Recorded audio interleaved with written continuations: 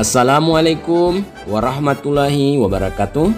Perkenalkan, nama saya Sunardi Van Gobel, calon guru penggerak Angkatan 7 Kabupaten Pohuwato, Provinsi Gorontalo, dan saat ini mengajar di SDN 08 Lemito.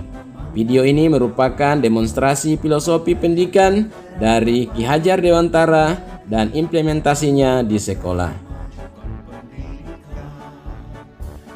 Ki Hajar Dewantara menjelaskan bahwa tujuan pendidikan yaitu menuntun segala kodrat yang ada pada anak-anak agar dapat mencapai keselamatan dan kebahagiaan yang setinggi-tingginya, baik sebagai manusia maupun sebagai anggota masyarakat.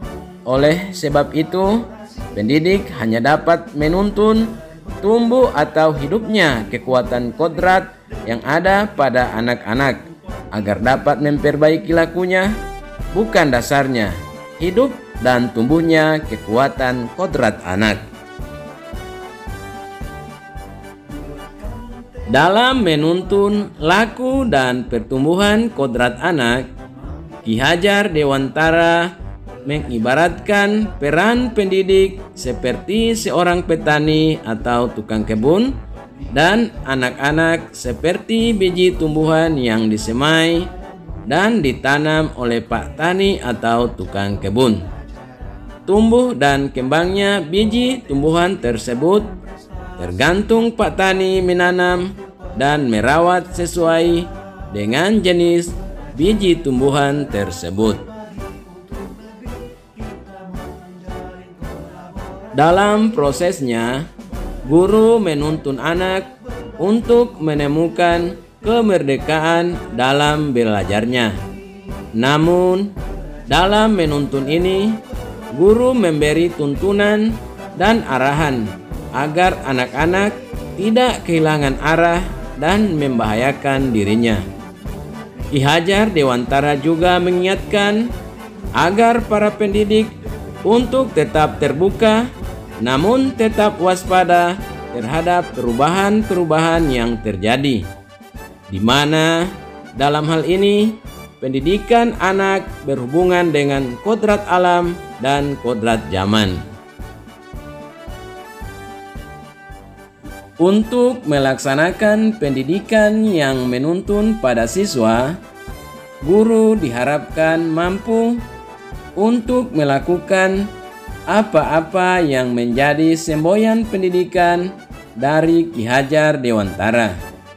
Semboyan-semboyan tersebut yaitu Ing Ngarso Sung Tulodo, Ing Madyo Mangunkarso, dan Tutwuri Handayani.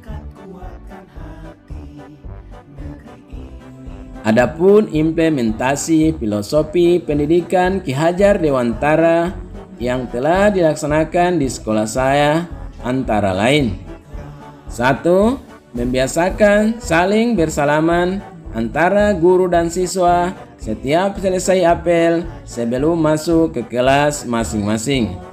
2. Kegiatan pembelajaran yang dilakukan bervariatif dengan memanfaatkan ilmu pengetahuan dan teknologi yang dikondisikan dengan lingkungan sekolah berdasarkan karakteristik siswa. 3.